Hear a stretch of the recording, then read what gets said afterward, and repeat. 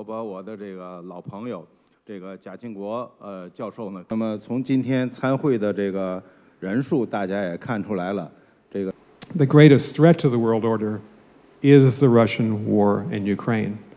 Agricultural products from Russia, there's a food security crisis, and it's been the fact that Russia crossed the border with an armed force, unprovoked, and has started this war with so much human suffering, so many innocent civilians dead in Ukraine.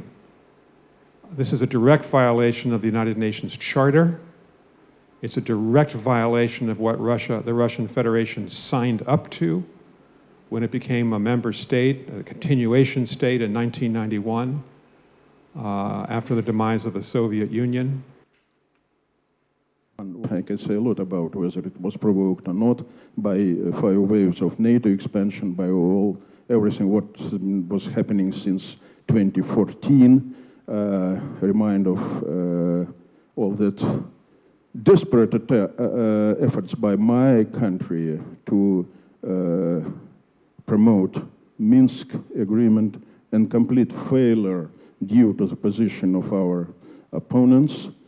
We have the fear. You may hear sometimes, I think we just heard from the Russian ambassador, 5 waves of NATO expansion. I wonder why NATO had to expand. Who was it who invaded Georgia? Who was it who invaded Ukraine? Who was it who stationed troops in Moldova without their asking or permission?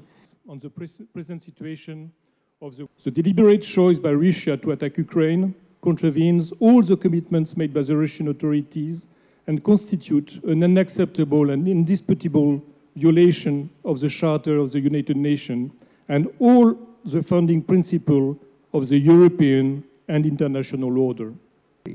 Between China and the US.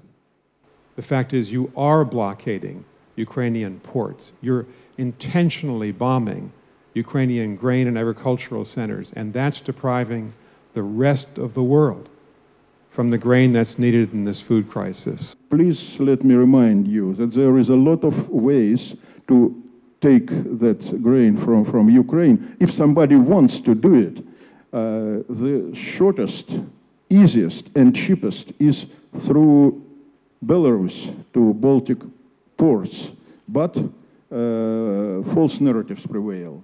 Balance between the human rights and the sovereign.